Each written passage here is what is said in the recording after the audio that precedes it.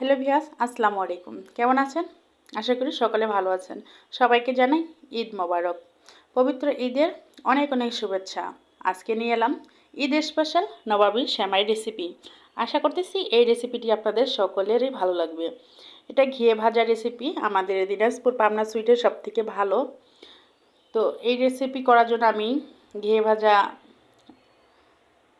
লাচ্ছা সেমাই নিয়েছি 1 প্যাকেট, এখানে half KG পরিমাণ আছে। তো আমি হাফ কেজির একটুখানি কম দিব। তো আমি আগে প্যাকেটটা কেটে নিলাম। কেটে নিয়ে এখন লাচ্ছা সেমাইগুলা বের করে নেব।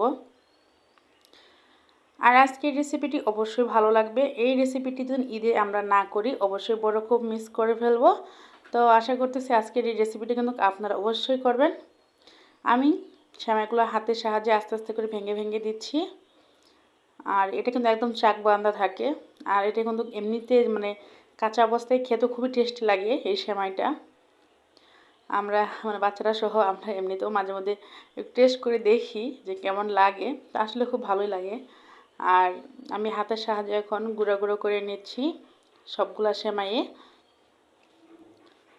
তো দেখুন আমি কিন্তু হাতের সাহায্যে সবগুলাই গুঁড়ো গুঁড়ো করে ভেঙে নিচ্ছি। আর দেশ ও দেশের বাইরে যে সকল প্রিয় বন্ধুরা আমার পাশে আছেন থাকবেন অবশ্যই আগামীতে পথ চলার জন্য, যখন আপনারা সব সময় থাকবেন আমার পাশে আমার খুবই ভালো লাগে। আর আপনাদের কমেন্ট খুব সুন্দর। তো আমি এখানে কড়াই চড়িয়ে দিয়েছি আর এখানে দিয়ে দিয়েছি 1 চামচ পরিমাণ বাটার। বাটারটা আমি গলিয়ে নেব।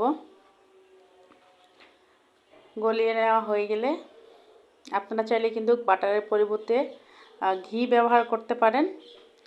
আমার কাছে বাটার ব্যবহার করলে ভালো লাগবে মনে হচ্ছে, তাই আমি বাটার ব্যবহার করলাম। তো আমি এখানে কাজু কিশমিশ আর কাঠবাদাম এগুলো কেটে রেখে দিয়েছি। এখন আমি এই বাটারে একটু সুন্দর লাল লাল করে ভেজে নেব পরবর্তীতে ডেকোরেশন করার জন্য। আর এমনিতেও আপনারা দিলে দিতে পারেন, কিন্তু যেটা ঘি বা বাটারে ভেজে স্বাদ পাওয়া যায় সেটা কিন্তু পাওয়া যাবে না। তাই অবশ্যই আপনারা ঘি বা বাটারে ভেজে নেওয়ার চেষ্টা করবেন। লাল লাল হওয়ার সঙ্গে সঙ্গে কিন্তু আমি সবগুলাই উঠিয়ে নিলাম। তো এখানে আমি আরেকটু বাটার দিয়ে দেব। বাটারটা গলা পর্যন্ত অপেক্ষা করতে হবে। গলে গেলেই আমি সেমাইটা দিয়ে দিব। আর সেমাইটা কিন্তু একদম লো হিটে ভেজে নিতে হবে, না হলে কিন্তু নিচে পুড়ে যাবে। অবশ্যই লো হিটে সেমাইটা আস্তে আস্তে করে ভেজে নিতে হবে। আমি আগে এখানে বাটারের সঙ্গে ভালোভাবে সেমাইটা মিশিয়ে নিচ্ছি। বাটারের পরিবর্তে কিন্তু আপনারা ঘি ব্যবহার করতে পারেন, এটা আপনাদের অপশনাল। তবে কিন্তু বাটার বা ঘিয়ের মধ্যে ভাজবেন, সাদা তেলে ভাজলে কিন্তু একদমই টেস্ট করবে না। তো দেখুন আমি কিন্তু পুরোপুরিভাবে বাটারের সঙ্গে মিশিয়ে নিয়েছি। আর এখন আমি এখানে দিব হলো চিনি। তো এটা মেজারমেন্ট কাপ, আপনার যে থার্ড কাপটা আছে ওই কাপ দিয়ে আমি 1 কাপ চিনি দিয়ে দিলাম। আর কিছুটা পরিমাণে আমি চিনি দিব, সেটা পরবর্তীতে দিব। আর এখানে দিয়ে দিব গুঁড়ো দুধ। চিনি আর গুঁড়ো দুধের মিশ্রণে কিন্তু খুবই সুন্দরভাবে সেমাইটা মুখরোচক হয়ে ওঠে। আর আপনারা চাইলে চিনিটা কিন্তু পাউডার করে নিতে পারেন ব্লেন্ডারে, সেটা ব্যবহার করতে পারেন। তবে আমার কাছে মনে হয় যে প্রয়োজন নাই, আস্তে আস্তে চিনিটাও গলে যাবে আর সেমাইটাও ভেজে যাবে। তাই আমি পাউডার করে নিইনি, আপনারা চাইলে পাউডার করে নিতে পারেন, এটা আপনাদের অপশনাল। তো আমি এখন দিয়ে দিলাম গুঁড়ো দুধ। আমি কিন্তু ঠিক 1 কাপ দিয়েই দিলাম গুঁড়ো দুধ, যেমন 1 কাপ চিনি দিয়েছি 1 কাপ গুঁড়ো দুধ দিয়ে দিলাম। গুঁড়ো দুধ দিয়ে এখন আমি কিন্তু ভালোভাবে নেড়ে ছেড়ে নেব, যেন নিচে লেগে না যায়, এই জন্য অনবরত নেড়ে ছেড়ে দিতে হবে। আশা করতেছি আজকের রেসিপিটি আপনাদের ভালো লাগবে। যারা রেসিপিটি দেখতে দেখতে দূর পর্যন্ত চলে আসছেন এখনও লাইক কমেন্ট করেননি, অবশ্যই একটি লাইক করে দিবেন, কমেন্ট করবেন আজকের রেসিপিটি কেমন হয়েছে। নতুন হয়ে থাকলে অবশ্যই চ্যানেলটি সাবস্ক্রাইব করে দিবেন। তো এখন আমি এই পর্যায়ে আমি থার্ড কাপের একদম মানে অল্প একটু চিনি দিয়ে দিলাম, 3 ভাগের 1 ভাগ। আপনারা আপনাদের মিষ্টি অনুযায়ী চিনিটা দিবেন। তো আমি কিন্তু অনবরত নেড়ে চেড়ে নিচ্ছি, আপনারা অবশ্যই এটা লক্ষ্য করেছেন। তো দেখুন খুব সুন্দরভাবে কিন্তু চিনি আর দুধটা মিশে গেছে সেমাইয়ের সঙ্গে।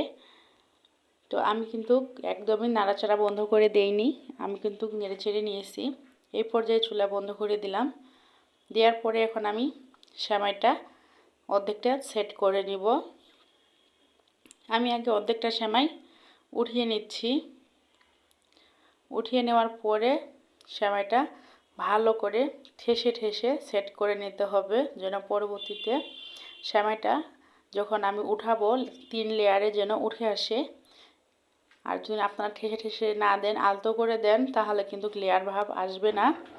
এই জন্য ঠেসে ঠেসে দিতে হবে ভালো করে, যেন একটা সুন্দর লেয়ার তৈরি হয়। দেখুন আমি কিন্তু খুব ভালোভাবে ঠেসে ঠেসে লেয়ার তৈরি করে দিলাম। আর এখান থেকে আমি আরও সেমাই বাকিটা উঠিয়ে নিলাম। নেওয়ার পরে এখানে আমি একটু ফুড কালার ব্যবহার করলাম। এটা অপশনাল, মানে একটু রঙিন করার জন্য অল্প একটু হলো পিঙ্ক দিয়ে দিয়েছি, মানে গোলাপি কালার দিয়েছি। আর দিয়ে দিব আপনার সবুজ কালার, এটা হলো আপনাদের অপশনাল। আমি কিন্তু বেশি দিব না, একটু যেন একটু কালার ভাব আসে, উপরে দেওয়ার পরে যেন একটু সুন্দর লাগে, তার জন্য আর কি দিয়ে দিলাম। দিয়ে একটু নেড়ে চেড়ে নামিয়ে নিব। তো এদিকে আমি 1 লিটার দুধ দিয়েছি, দুধটা এখন নেড়ে চেড়ে নিতে হবে। আর এখানে কিন্তু আমি কনডেন্স মিল্ক দিয়ে দিলাম 1 কাপ পরিমাণ। কনডেন্স মিক্সের বদলে আপনারা কিন্তু গুঁড়ো দুধ কনডেন্স মিক্সের বদলে কিন্তু আপনারা চিনি ব্যবহার করতে পারেন। আমি এখানে কোনো চিনি অ্যাড করব না, তার জন্য আমি কনডেন্স মিক্স দিয়ে দিয়েছি। আর দিয়ে দিলাম 1 টেবিল চামচ গুঁড়ো দুধ। গুঁড়ো দুধটা আমি খুব ভালোভাবে কিন্তু মিশিয়ে নিচ্ছি। দেখুন খুব সুন্দরভাবে মেশানো হয়ে গেছে।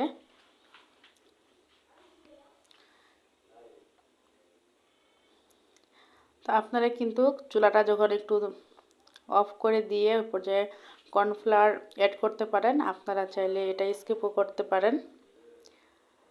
তো এখন আমি এখানে দিয়ে দিচ্ছি কাস্টার্ড পাউডার দিয়ে দিব আমি 1.5 চামচ পরিমাণ। 1 লিটার দুধ, সেখানে আমি 1.5 চামচ কাস্টার্ড পাউডার দিয়ে দিব। আর এখানে আমি দুধ নিয়ে রেখে দিয়েছিলাম নর্মাল, মানে ফুটন্ত দুধটাই আমি আগে থেকে উঠিয়ে রেখেছিলাম। ঠান্ডা হওয়ার পরে আমি এখানে কাস্টার্ড পাউডার দিয়ে দিলাম 1.5 চামচ পরিমাণ। তো কাস্টার্ড পাউডারটা অনবরত নেড়েচেড়ে ভালোভাবে মিশিয়ে নিব। আর আমি নাড়তে নাড়তেই দুধের মধ্যে কিছু পড়ে যাবে, তো ওইভাবেই আমি খুব জোরে জোরে নেড়েচেড়ে দিচ্ছি, যেন নাড়াচাড়ার মধ্যেই দুধের মধ্যে পড়লে সমস্যা নাই, বাইরে কেন পড়বে, দুধের মধ্যে পড়ুক। তো আমি কিন্তু ভালোভাবে মিশিয়ে নিচ্ছি। আর কাস্টার্ড পাউডার দেওয়ার সঙ্গে কিন্তু কিছুক্ষণ নাড়াচাড়া করলেই কিন্তু এটা কিন্তু একদম ঘনত্ব একটা তৈরি হয়ে যাবে দুধে, একদম খুব সুন্দর ঘনত্ব আসবে। দেখুন খুব সুন্দর ঘনত্ব হয়ে গেছে। দেখুন এই পর্যায়ে কিন্তু আর বেশি জাল করা যাবে না, তাহলে কিন্তু আরও শক্ত হয়ে যাবে। তো গরম অবস্থায় কিন্তু দিয়ে দিতে হবে। তো আমি গরম অবস্থায় পুরোটাই ঢেলে দিচ্ছি। আমার কিছুটা রয়ে গেছে, এটা আমি পরবর্তীতে আরও এমনি বাচ্চাদের বানিয়ে দিব। তো আমি এটা ভালোভাবে দেওয়ার পরে উপর দিয়ে আরেক সেট যে লেয়ার হবে, সেটা হলো লাচ্চা সেমাইগুলো দিয়ে দিচ্ছি। ভেজে রাখা সেমাই যে পরবর্তী অংশগুলো আছে, দেওয়ার পরে এখন আমি ভালোভাবে সেট করে নেব।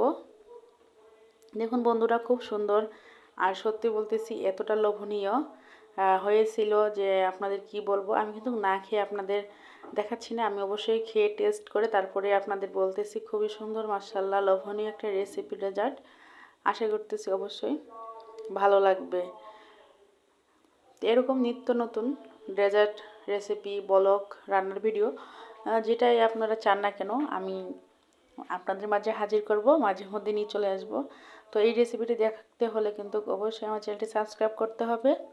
সাবস্ক্রাইব না করলে কিন্তু আপনারা আমার ভিডিও দেখতে পারবেন না। আর সবার আগে ভিডিও পেতে চাইলে কিন্তু নোটিফিকেশন চালু করতে হবে। তো আমি কিন্তু একে একে সমস্ত কিছু দেওয়ার পরে এখন আমি যে কালারফুল করে রাখছিলাম ওগুলো একটু হালকা করে দিয়ে দিচ্ছি। দেখে বুঝতেছেন বেশি একটা কিন্তু কালার হয়নি, আমি অল্প পরিমাণে কালারে করছি। তো এখন আমি উপর দিয়ে কাজু কিশমিশ কাঠবাদাম যেগুলো ভেজে রেখেছিলাম সেগুলা উপর দিয়ে সুন্দর করে দিয়ে দিচ্ছি। এটা দেওয়ার ফলে খুবই সুন্দর একটা স্মেল আসে, আর প্রতিটা ভাত যখন দাঁতে পড়ে আরও খুবই সুন্দর লাগে খেতে। তো এখন আমি নারকেল কোড়ানো দিয়ে দিব। আপনারা চাইলে নারকেলগুলো চিকন ছোট ছোট করে কেটে নিতে পারেন। আমি নারকেল কুড়িয়ে রেখেছি, তো আমি নারকেল কুড়িয়ে দিলাম। তো দেখুন খুব সুন্দর একটা ফুল, সাদা মানে রঙিন একটা চলে আসছে, দেখতেও খুব সুন্দর লাগতেছে। খেতে যেমন দেখতেও তেমন মাশাআল্লাহ খুবই লোভনীয় হয়েছিল। আশা করতেছি আপনাদেরও খুবই ভালো লাগবে। তাই দেরি না করে এখনই এই ঈদে ডেজার্টটি বানিয়ে ফেলুন। দেখুন বন্ধুরা, আমি কিন্তু আপনাদের উঠিয়ে দেখাচ্ছি। দেখুন খুব সুন্দরভাবে কিন্তু লেয়ারটা তৈরি হয়ে গেছে। 3 থাক দেখেই বুঝতে পারতেছেন। এই দেখুন বন্ধুরা, এতটা সুন্দর হয়েছিল খেতে মাশাআল্লাহ। অবশ্যই আপনারা ঈদে এই নবাবী সেমাইটা তৈরি করবেন, আশা করতেছি ভালো লাগবে। আজকের মতো এখানেই বিদায় নিচ্ছি, আবারও দেখা হবে নতুন কোনো সময়। আল্লাহ হাফেজ। আসসালামু আলাইকুম এভরিওয়ান।